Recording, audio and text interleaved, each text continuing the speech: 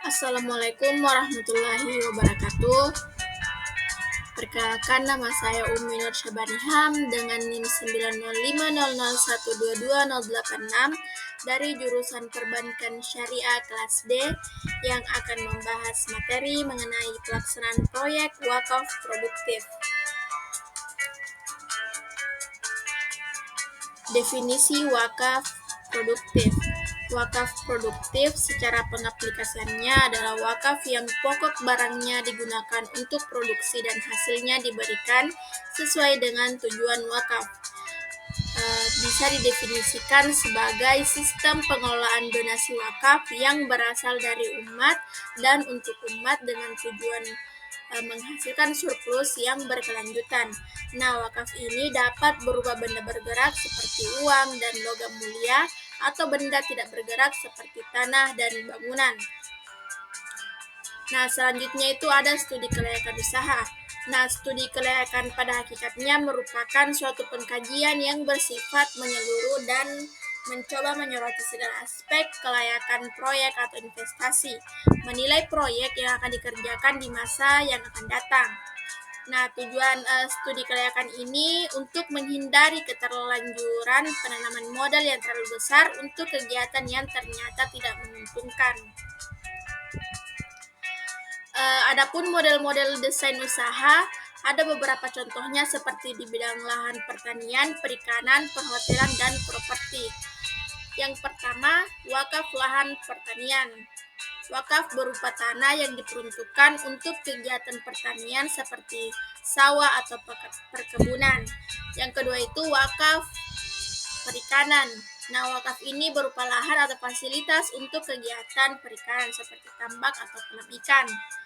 Nah, yang ketiga itu wakaf peternakan. Nah, wakaf ini berupa hewan ternak atau lahan peternakan. Hasil dari peternakan ini seperti susu, daging, atau telur dapat didistribusikan atau dijual untuk kepentingan wakaf.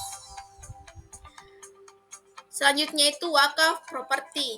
Yang pertama ada wakaf gedung. Wakaf berupa gedung yang disewakan atau dikelola untuk berbagai kegiatan bisnis seperti ruko, kantor, atau tempat usaha lainnya. Hasil dari penyewaan gedung ini kemudian digunakan untuk kepentingan wakaf. Nah, yang terakhir itu ada wakaf hotel. Wakaf berupa hotel yang dikelola secara profesional. Nah, selanjutnya itu ada model wakaf uang dan wakaf saham. Wakaf uang sebagai nilai harga sebuah komoditas tidak lagi dipandang semata-mata sebagai alat tukar. Nah, melainkan juga komoditas ini yang siap dijadikan alat produksi. Gerakan pengumpulan wakaf uang dinamakan fundraising. Nah, fundraising ini ialah suatu kegiatan penggalangan dana dari individu, organisasi, maupun badan hukum. Nah, fundraising ini juga merupakan proses mempengaruhi masyarakat atau calon wakif agar melakukan amal kebajikan dalam bentuk penyerahan harta untuk diwakafkan. Nah, selanjutnya itu ada wakaf saham.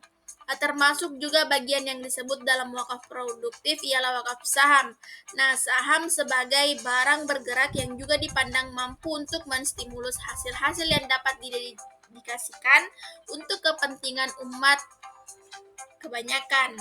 Bahkan dengan modal yang besar, saham malah justru akan memberikan kontribusi yang cukup besar dibanding jenis komoditas perdagangan yang lain. Nah, dalam sebuah perusahaan, pimpinan perusahaan dapat mengkhususkan peruntukan sebagian sahamnya sebagai harta wakaf yang hasilnya dividen digunakan untuk kemaslahatan umat. Nah, materi terakhir itu prosedur bantuan dan mekanisme pelaksanaan seleksi. Prosedur bantuan pada proyek wakaf produktif merupakan serangkaian langkah yang dirancang untuk memastikan bahwa aset wakaf yang diberikan ini benar-benar dimanfaatkan secara optimal dan sesuai dengan prinsip syariah. Proses ini umumnya dimulai dari tahap perencanaan hingga tahap pelaporan dan evaluasi. Pada awalnya, lembaga pengelola wakaf ini atau Nasir melakukan identifikasi terhadap calon penerima bantuan. biasanya melalui survei lapangan, wawancara, atau berdasarkan usulan dari masyarakat setempat. Nah, penilaian ini penting untuk mengetahui latar belakang, potensi usaha, serta komitmen calon penerima agar bantuan yang diberikan tepat sasaran. Baiklah, itu saja materi yang sempat saya sampaikan. Lebih dan kurangnya mohon dimaafkan. Assalamualaikum warahmatullahi wabarakatuh.